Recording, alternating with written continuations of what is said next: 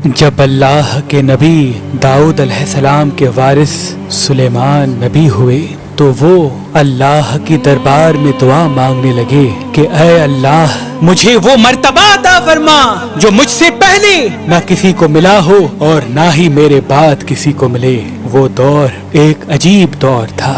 लोग जिन्नात काला जादू पे ज्यादा यकीन रखते थे। अल्लाह ने अपने नबी सुलेमान अलैहिस्सलाम के लिए चरिंद परिंद हवा जिन्नात को मातहत कर दिया।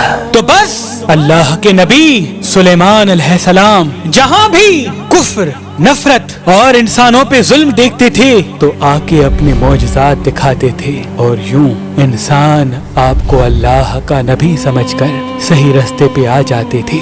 और अगर कोई जिन किसी इंसान के गिरोह पर हमला करता था, उसे नुकसान पहुंचाता था, तो आप उस जिन को जंजीरों में जकड़ देते थे और आपका तख्त फिजा अपने कंधों पे उठाए फिरती थी। आप आसमानों में परवाज करते थे। तो वैसे ही आप आसमान में परवाज कर रहे थे, इतने में एक जिन आके आपसे कहने लगा कि ऐ अल्लाह के नबी, जमीन पे बाबिल के पास जिन्नात का एक ग्रोह इंसानों पे जुल्म करता है और वहाँ के जिन इंसानों में हुलूल करते हैं और फिर इंसानों को तकलीफ देके ये मनवाते हैं कि उनके पास गैब का इल्म है और यूं इंसान भी सिरात मुस्तकीम से हट रहे हैं। जैसे ही अल्लाह के नबी सुलेमान ने इस बात को सुना तो आप अपने तख्त को बाबुल की तरफ मोड़ते हैं और उस ग्रोह के पास आके कहते हैं, ऐ तकब्बुर में रहने वालों, अल्लाह से डरो। वो जिन्नात का ग्रोह हजरत सुलेमान की ताकत से नावाकिफ था। उसमें से एक जिन लियाब कहने लगा,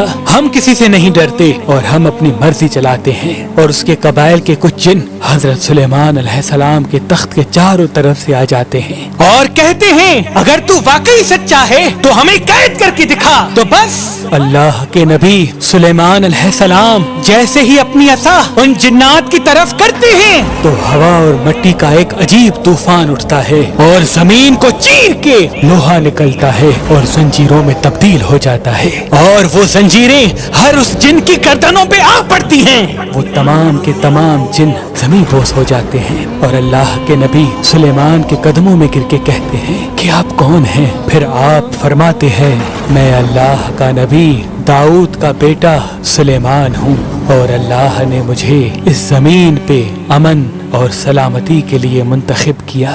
ऐ ग्रोह जिन, खबरदार हो जाओ, इस जमीन पे फसाद न फैलाओ वरना अल्लाह का अजाब तुमको फिन्नार कर देगा। यूं वो सारा ग्रोह हजरत सुलेमान की नबूवत और अल्लाह की वहदानियत को तस्लीम करता है और फिर सब के सब अमन मोहब्बत और सुकून के साथ जिंदगी बसर करते हैं और वादा करते हैं कि कभी भी किसी भी इंसान को तकलीफ नहीं देंगे। बेशक अल्लाह जिसे चाहे अपनी खास रहमत और ताकत से नवाज देता है।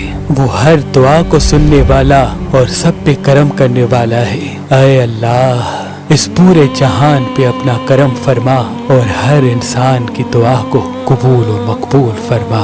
आमीन सुम आमीन। कबूल और मकबूल फरमा। आमीन सुम आमीन।